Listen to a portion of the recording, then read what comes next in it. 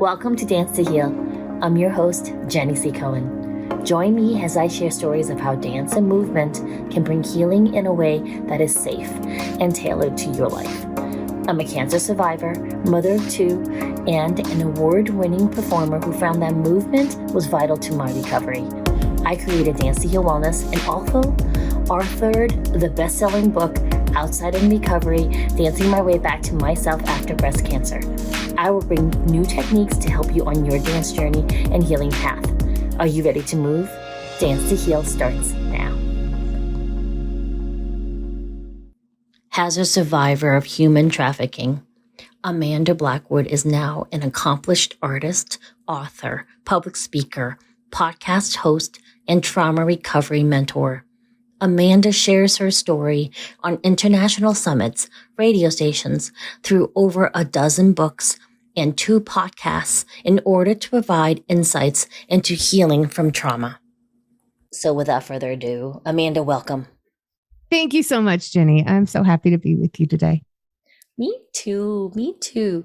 So listen, audience, Amanda, I already feel is going to be a lifelong friend. She doesn't know it until I just said it. And here's the thing, though. I really would love for her to just tackle some myths. What are some popular myths about this very taboo topic of human trafficking? A lot of people believe that what human trafficking looks like is kids, teenagers that are being snatched off the streets by total strangers and then forced into prostitution. So right away, this is wrong. It does happen, but it's incredibly rare all the way around.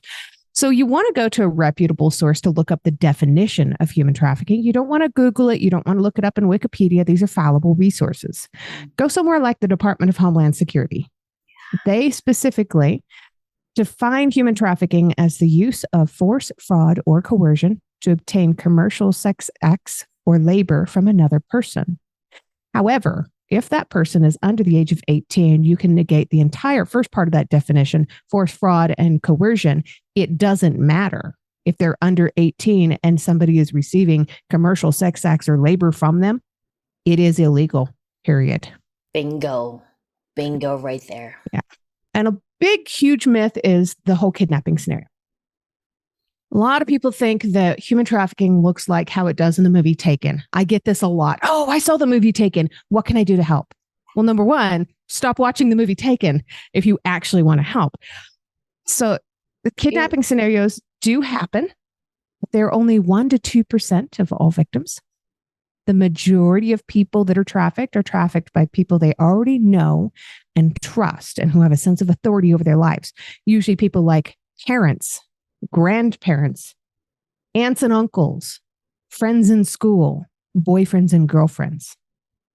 We also have this idea that it only happens to people who are under the age of 18. And again, if you look at that definition, the first definition doesn't apply to anybody under 18, but this is the primary definition. It's because only 1/4 of all victims are under the age of 18. Most are adults. There's so many myths about trafficking.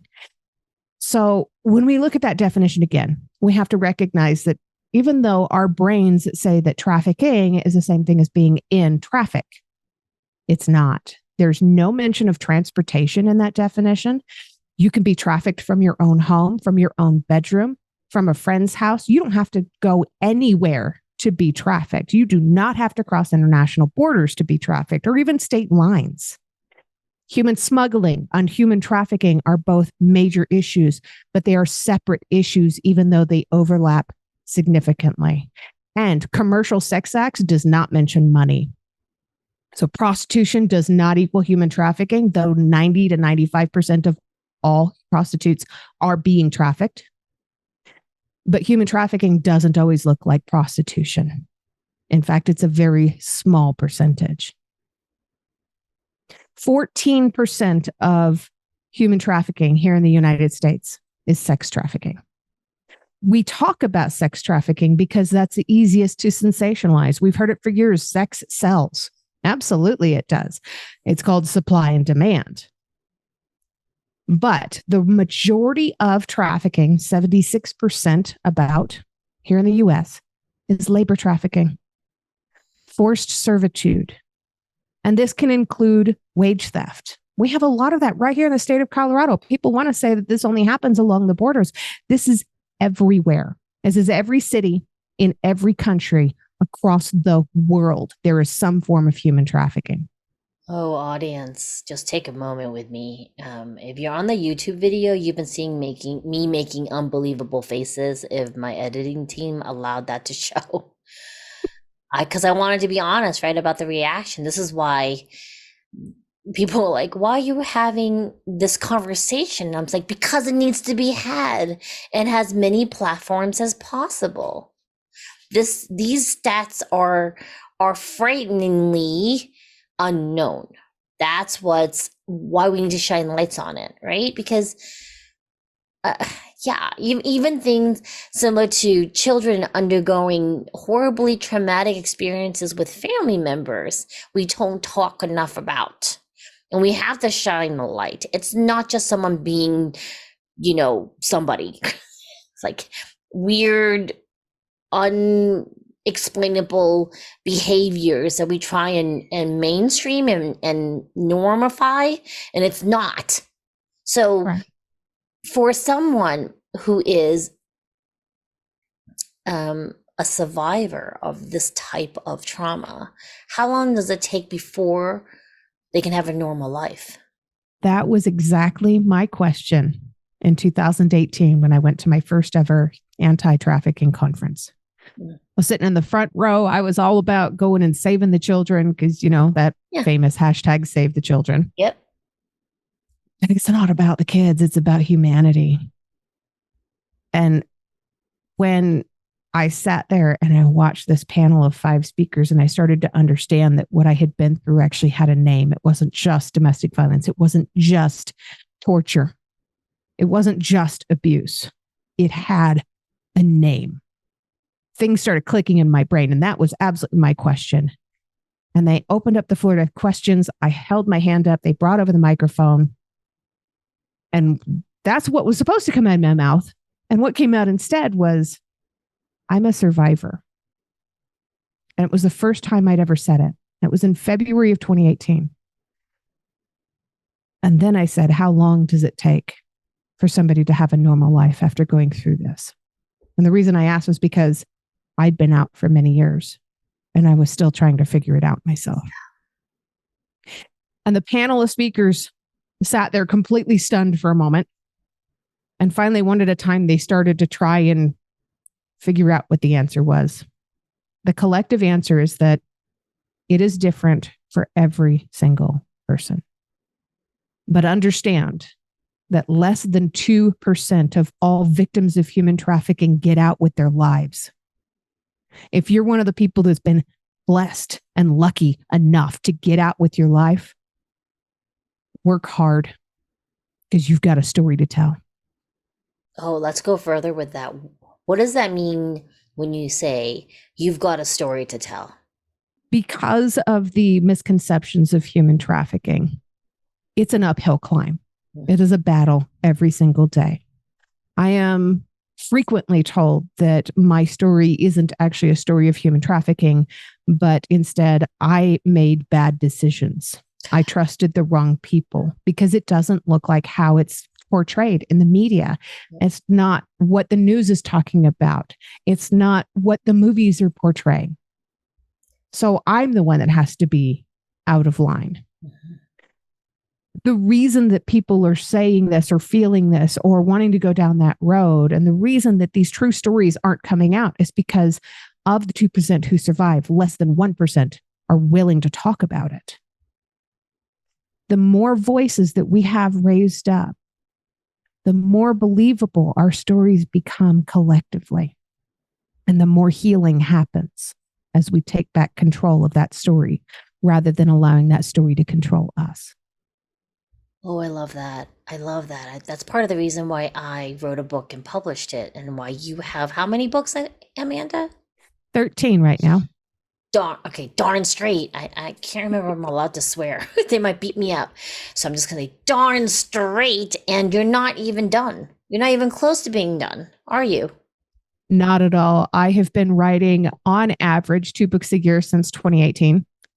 And I still have a lot to go. I have the titles written for over 600 books that I hope to write in my lifetime so far. Ah, you gave me chills. You gave me chills. So, audience, Amanda and I were chit-chatting before about how I love her microphone and I have a toner microphone, and how you do the audio, right, Amanda, for all your books, Yeah. and how you help survivors have an opportunity to tell their story. How do they do that with you, Amanda? So I started my own publishing company after a deal fell through in 2015. I was planning on getting one of my very first books published through Penguin Publishing, which is a huge deal. Yes. And the person that was the go-between did me dirty. It was really bad, and it broke my heart. I saw this was the end of my opportunities to ever see anything get published. This was it. I had burned a bridge. So I started doing a little bit of research, and I found the processes for doing self-publishing. And I started researching a little bit more what do publishing companies do and what's the difference here and what can I do. Eventually, I started my own publishing company. And now I help other survivors of human trafficking to publish their stories once they're ready also. I have an editor on my staff. I have a book design cover creator. I do a lot of the design work myself. I'm really hands-on with this. But just recently, a lady who owns her own 501c3 charity called Beautiful Feet Wellness just published her first book through me. And it was a book of poetry on her survivalship as a survivor of human trafficking. I was so proud of her. Yeah, I'm doing the waving hands on my face to dry my tears thing right now, y'all, because yeah, it's important to exercise our voices when you're a survivor. That's it. Hands down. There's gotta just be a hashtag. Exercise your voice. That's part of healing. Are there other ways, Amanda, that you have found to be helpful? Absolutely. There are so many ways. One of them is to be a public speaker. So I'm now reaching out to a wider audience and teaching people about trauma and about what that means and how it changes your brain. Trauma changes your brain. You change your life. Bingo. And then I also have several podcasts that focus on trauma and trauma recovery. I have one that is all about elevating the voices of other trauma survivors who have written about their own recoveries. I have one that I co-host with a friend of mine from Australia. See, that's a lovely accent to talk to all the time.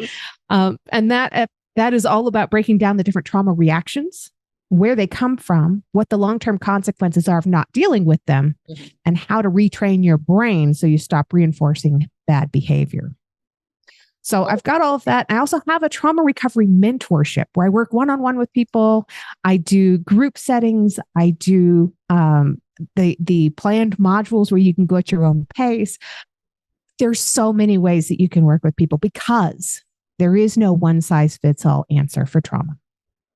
Oh, I love that. I love that. I want to bring up Amanda's website. It's growthfromdarkness.com, right? So is this where they can get in touch with you, Amanda? Growthfromdarkness.com? Yes, there's a contact form on that webpage. There's also my email address listed. There's all my social media stuff on there. I'm really easy to find, especially if you go on Facebook. I'd probably write more than 2 books a year if I wasn't on Facebook so much. But yeah, there's all of my contact information is there. Oh, I love that. I love that. Because while our traumas may not be as extreme as what Amanda and her clients survived from, there is an aspect to the brain that perceives trauma has true pain in ourselves.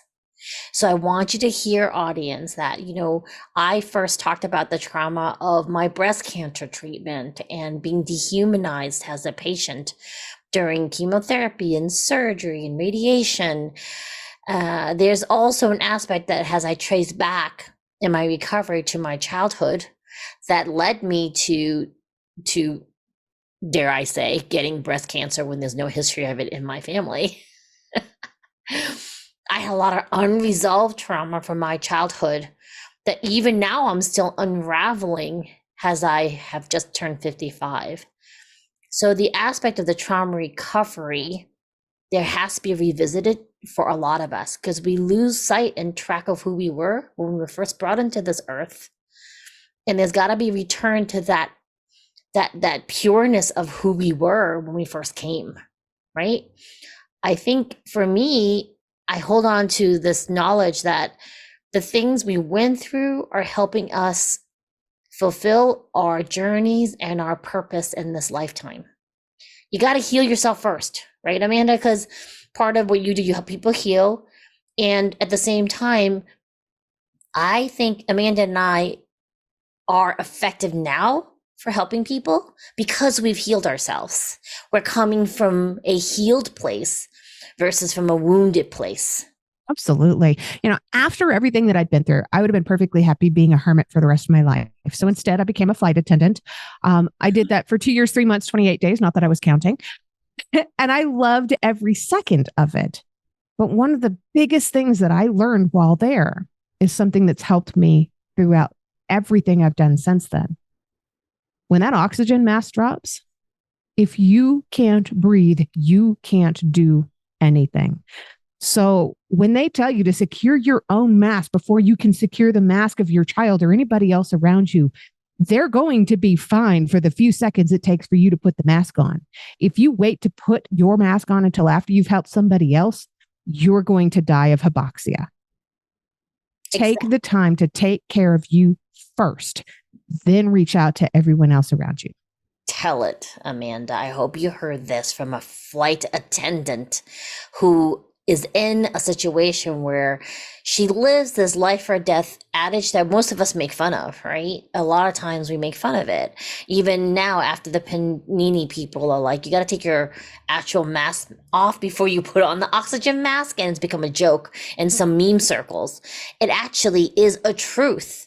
So we're going to advise you, go to growthfromdarkness.com. If that gives you anxiety, go to my free class at danceandheal.com. You got cardio dance, you've got some myofascial release stuff. It's all a gift. You take it at your own time, and then look up Growth from Darkness, right? Because sometimes confronting a truth about something that we might have swept under the rug a little bit, right? And that's true. I mean, I ignored a lot of my childhood trauma. I looked at it all with rose-colored lenses, because how could I confront, right, that my parents more or less abandoned me for 8 months with negligent grandparents when I was 4. Wow. Right. And people would be there. People would say, oh, well, you were loved, though. They left you with grandparents. Yeah, but he beat his wife in front of me, and who knows about some assault that happened when I was a baby, It's like, it's all perspective, right? And so some of us, it's very scary to even look at ourselves without that rose-colored lens. I have permission to speak about it. It's like my husband too. He has some things he used to just talk about how lucky he was, and we've been unburdening a lot of things. So again, to reiterate, you're going to go to danceandheal.com, get your movement class from me. Be happy like Amanda just did an awesome workout. I'm going to do some bungee jumping in my garage later. And then check out her growthfromdarkness.com website. What are some final words for the audience before we let you go, Amanda? Let go of not just the myths, but the misconceptions. And that includes the misconceptions of each and every one of us. We've grown up our entire lives hearing about stranger danger when the dangerous people are the people we already know. And we've also grown up our entire lives hearing, what doesn't kill you makes you stronger. There's even songs titled this, but it's a lie. The original phrase was coined by Friedrich Nietzsche in the 1800s, not too long before he died in an insane asylum. When you follow somebody like that, right? Reframe this. What doesn't kill you gives you trauma, but the strength comes from inside. The strength has always been yours. And stop waiting around for that apology from the person who hurt you. We have no business leaving our need and our ability to move forward with our lives back in the hands of the person who made us need to do that in the first place. Oh, you give me chills, Amanda. Oh, such gems. The power is in you, audience. All right. And once you take that step, just one baby step towards healing, you will be unstoppable and returning back to the person you came as, that pure soul. All right, folks, we got to go. I actually have gone over time. We're going to have Amanda back. All right, Amanda, you come back. All right. I love that. Okay. All right, audience. We'll see you next time. Thanks for coming. Thanks for listening to Dance to Heal with Jenny C. Cohen. Come back next time to hear stories of recovery through movement and learn more ways that you can move your body. To work with me and continue your journey, visit OutsideInRecovery.com. Are you ready to move?